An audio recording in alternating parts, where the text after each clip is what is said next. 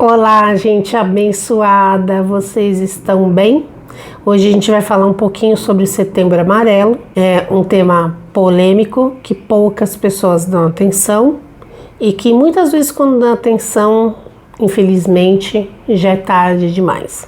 Saúde mental é um tema muito negligenciado, inclusive pela classe médica. E depressão não é falta de Deus, não é falta de religião, não é falta de um tanque de roupa para lavar. Muitas pessoas têm depressão e a rotina delas não são impactadas. A pessoa não fica trancada num quarto escuro. Ela acorda, ela vai trabalhar, mas ela não tem vitalidade, ou ela não tem alegria, ou ela está muito irritada. E é esse tipo de depressão que ninguém percebe. Aquela depressão que a pessoa é irritada, que a pessoa é grosseira, que a pessoa é intolerante. Mas ela está indo lá trabalhar todo dia. Porque tem ainda esse paradigma, né? E que é só levantar da cama, tomar um banho, vestir uma roupa e bora. Vamos que vamos. O amarelo, ele simboliza a luz que precisamos ter nos momentos mais difíceis. Segundo a Organização Mundial de Saúde, cerca de 700 mil pessoas morrem por ano, tirando sua vida. Teve um dia que eu fui fazer um boletim de ocorrência, porque eu comprei um micro-ondas e não recebi, de um site fake, e eu fiquei batendo papo lá com o delegado, e ele falou que o maior, era a época de pandemia, e ele falou que o maior índice lá de ocorrências, de boletim de ocorrência lá na delegacia são por pessoas que ceifaram suas vidas. E isso não é divulgado. A cada 40 segundos, uma pessoa desiste. Então, se você está se sentindo desanimado, se por um acaso passou na sua cabeça de achar que a vida não é boa, de que seria melhor não estar aqui, de que está pesado para você, procure ajuda. E procure ajuda de profissional. Você pode ligar no CVV. Existem entidades, faculdades que têm atendimentos psicológicos gratuitos. Porque se você fala com uma pessoa que não tem conhecimento, ela vai falar para você que é falta de Deus, que é falta de um tanque de roupa para lavar, que é falta do que fazer. Várias condições podem levar a pessoa a tomar essa decisão. Normalmente, essa pessoa ela dá indícios, ela fala, ela avisa, ela dá indireta. E depois que aconteceu, que as pessoas falam tal dia que aquela pessoa falou. Bem que aquele dia aquela pessoa falou. Às vezes a pessoa fala que ela tá cansada. Às vezes a pessoa fala que a vida perdeu o colorido. Que a vida dela é em preto e branco. Essa é uma frase muito comum em pessoas enlutadas. Esses dias eu ouvi de uma pessoa enlutada. Ela falou assim: eu vejo as pessoas sorrindo e eu penso, será que eu nunca mais vou sorrir? O luto, ele tem um prazo. A gente não fica a vida inteira de luto. A gente sente saudade, a gente chora de saudade, mas a gente volta a uma rotina saindo daquele lugar do vitimismo, daquele sofrimento. Você imagina assim, ó, eu tenho uma janela e lá dentro, abre essa janela, lá tem aquele acontecimento marcante. Porque quando a gente perde um ente querido, é uma dor imensurável. E aí eu fico abrindo toda hora aquela janela, abrindo toda hora aquela janela por anos. Aquilo vai me deprimindo. Após um ano, se o sintoma de luto é persistente, esse choro, essa tristeza, isso já se tornou uma depressão por luto e precisa de tratamento, tá? Eu aconselho a buscar tratamento antes disso. O luto é um momento muito difícil e é muito difícil superar sozinho, tá? Se você tá aí há mais de 3, 6 meses e você não tá dando conta de voltar à sua rotina, busque ajuda. A depressão é uma das maiores causas. Acabei de assistir um filme, gente. Hoje eu acabei de assistir um filme. Eu estou enlutada, quem me conhece sabe. Faz uma semana que eu perdi o meu gato, sou mãe de pet. E o luto pet é um luto que não é considerado, né, ainda. Algumas pessoas sim, eu percebi pela equipe de veterinários lá do hospital que cuidou do meu menino, que realmente são pessoas que estão acostumadas, mas ainda tem aquelas pessoas que têm aquele paradigma de cachorro tem que ficar no quintal para proteger a casa, que gato se cria na rua, né? E na minha casa não, na minha casa meus pets sempre foram criados como filhos, sempre dormiram na cama, eu acordava para tomar café, eu colocava o café do meu gato antes do meu, às vezes eu deixava de me cobrir para cobrir ele de noite, então é uma perda muito assim, muito dolorida, um processo de luto muito dolorido, mas eu estou aqui fazendo meu trabalho. E eu cumpri minha agenda, eu fiquei uns 2 dias, não é a mesma coisa? Quando eu perdi meu pai foi a mesma coisa.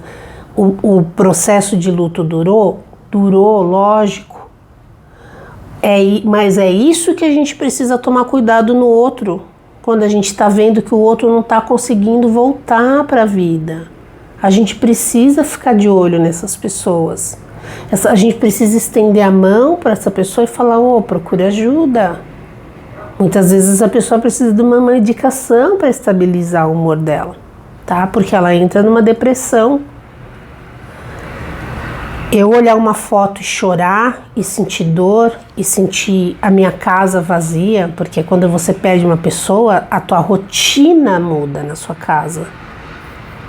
Um pai e uma mãe que perde um filho, você imagina o vazio que é. Você tem a rotina de pegar aquela criança, de dar banho, de levar na escola, né? Não importa a idade.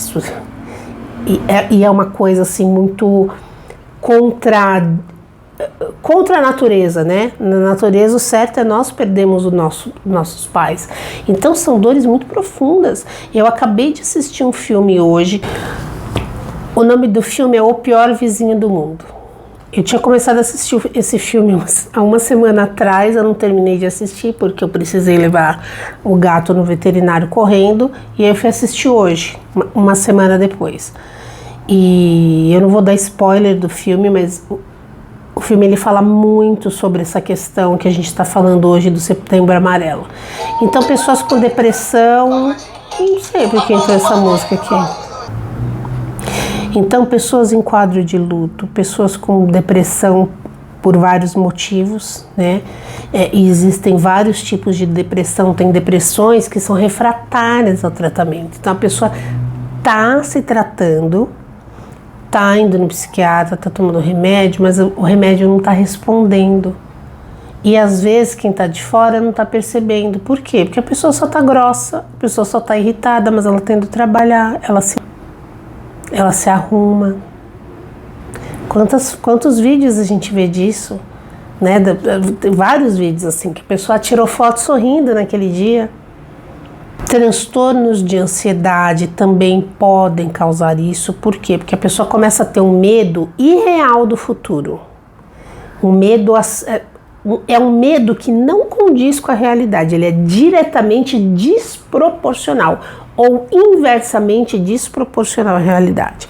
E aquele medo de que o pior ainda está por vir faz com que a pessoa precipitadamente queira sair da vida para não ter que enfrentar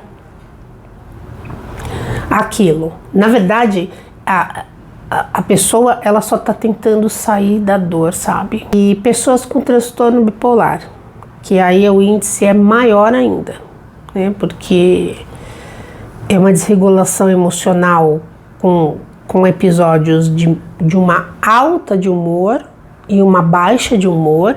No meu vídeo tem canal onde eu explico os tipos de transtorno. E o transtorno bipolar tipo 2, a baixa de humor, quando a pessoa está na baixa, ela está no fundo do poço. Quando ela está na alta, ela está... Tem um filme que chama Mr. Jones, é um filme muito antigo, com Richard Gere. É Richard Gere o nome dele? que mostra exatamente essas oscilações. Antigamente chamava-se inclusive psicose maníaco-depressiva, era considerado psicose. Não é um transtorno, é uma doença. Então, assim, a depressão, a ansiedade, o transtorno bipolar, a esquizofrenia, são doenças. O transtorno borderline, por exemplo, que também tem um alto índice de pessoas que ceifam a vida por ser borderline, são pessoas que elas foram... Isso é um transtorno de personalidade, tá? Não é uma doença mental.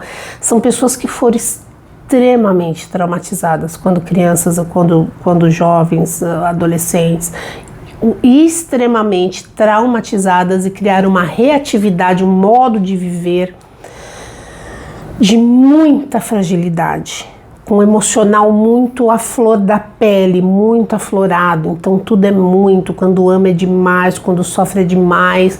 Então são pessoas que têm uma baixa tolerância à frustração por conta de todos esses traumas do passado, e são pessoas que perdem a cabeça diante de alguma coisa, por exemplo, o término de uma relação.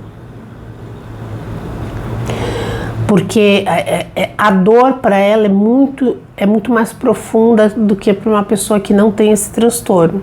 Doenças crônicas também, né? Dores, pessoas que têm dores terríveis, dores crônicas insuportáveis, solidão, idosos que ficam sozinhos, vivem sozinhos. O maior índice, inclusive, que tem são trabalhadores de zona rural que não tem família e que tem acesso a agrotóxico. Por quê? Porque a pessoa está lá sozinha, ela não tem assistência de CAPs, né, de ter esse atendimento humanizado, de passar por uma consulta com um profissional, e ela tem lá um método para fazer o que ela pode fazer, né? Homens também, o índice de homens, por quê? Porque os homens escolhem métodos mais agressivos. A mulher tem preocupação de não deixar o rosto, não estragar o rosto. Eu tinha um professor na faculdade que ele brincava, ele falava assim, mulher põe groselha, põe uns remedinhos, bate no liquidificador, toma com groselha, se arruma e vai dormir arrumada para acordar bonita, né? E o homem não, o homem já usa métodos mais agressivos, então eles acabam, infelizmente, tendo mais êxito. Estresse pós-traumático, pessoas que passaram por momentos, como eu comentei, assim, de luto ou de alguma coisa muito estressante, a perda do emprego, o término do relacionamento. Normalmente isso antecede isso algum transtorno, porque para algumas pessoas elas vão passar por isso e entender que é o ritmo da vida, né? Que pelo ritmo da vida existem altos e baixos, e que embora isso seja uma dor dilacerante, isso vai passar. E tem pessoas que elas não conseguem lidar com isso porque a dor é insuportável, porque ela já tem um transtorno que antecede isso e ela não consegue lidar. Isolamento social, que eu falei dos idosos, às vezes, que ficam sozinhos, que os filhos não ligam ou que não tiveram filhos, ou pessoas que por algum motivo têm alguma dificuldade de ter relacionamento social, e aí a pessoa vai se sentindo muito sozinha. A solidão também é uma causa. O estresse de profissão, então algumas profissões elas policiais. Por quê? Mesma coisa que eu falei antes. Homens com acesso a ferramentas e com coragem, né, para fazer aquilo, porque tem acesso ao método.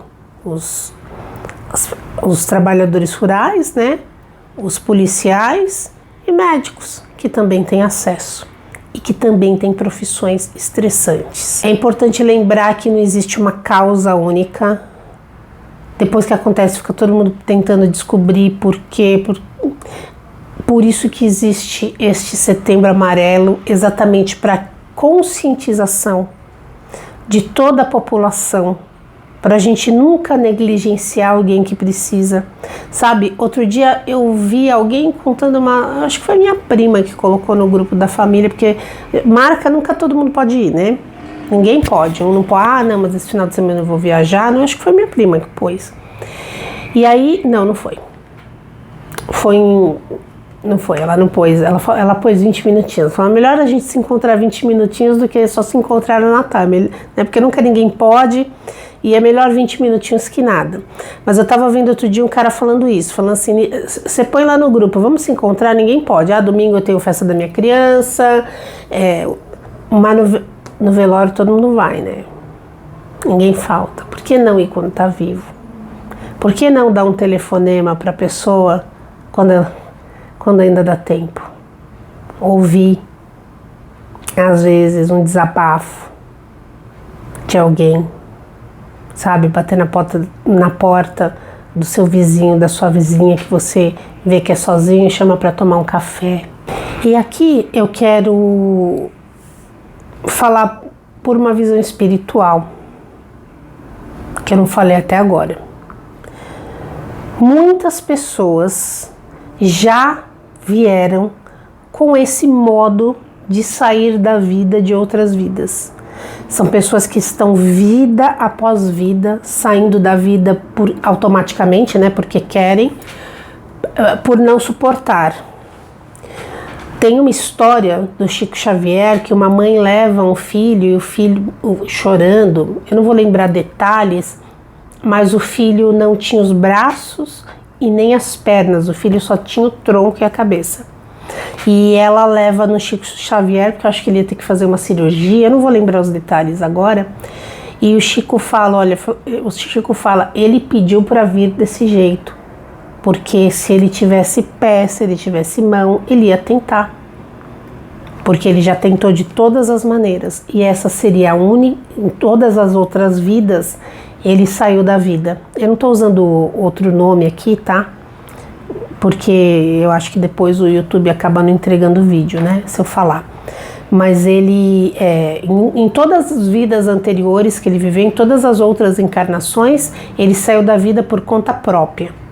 Então ele pediu para que nessa vida ele viesse sem as mãos e sem os pés, sem os braços, porque dessa forma ele não teria não tem maneira humana dele conseguir fazer isso. E aí ele vai ficar até o fim. Então, muitas vezes, a gente já vem de outras vidas com esse modo de sair da vida e acaba vindo com esse sentimento de não querer ficar, de entender que a vida é difícil. Então, gente, preste muita atenção nos recados que as pessoas dão. Nunca pense assim, é ameaça, tá se fazendo de vítima, tá ameaçando.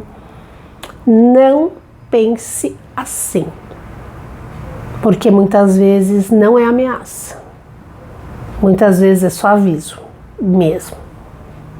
Às vezes a pessoa mudou, principalmente adolescente, mudou, tá? Porque é a maior dor que tem para um pai, para uma mãe perder um filho desse jeito, e ficam se perguntando por quê, né? Porque meu filho é uma dor dilacerante.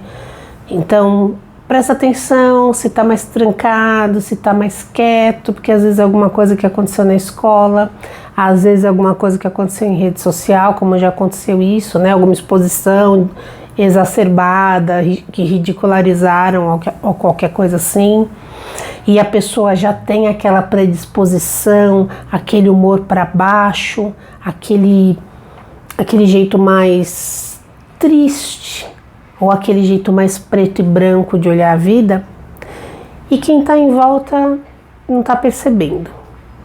Então eu vou terminar esse vídeo por aqui.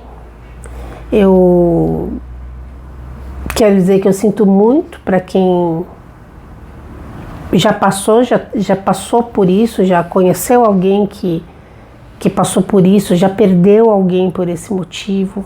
Eu sinto muito pelas pessoas que também já tentaram e que, graças a Deus, se estão aqui é porque não tiveram êxito. E cuidem da sua saúde mental de todas as formas possíveis e ajudem as pessoas que precisam de cuidados. Ajude indicando o profissional, não é dando conselho, não é falando para a pessoa levanta, toma um banho, penteia o cabelo, isso não vai resolver, tá? Um profissional vai orientar a pessoa como ela pode ter uma rotina menos deprimida, né? Como ela pode encaixar uma vida melhor, mas não é de um lugar neutro, não um lugar de julgamento de alguém que não conhece o que se passa dentro do psiquismo humano. Eu vou ficando por aqui. Um beijo da Katê e namastê.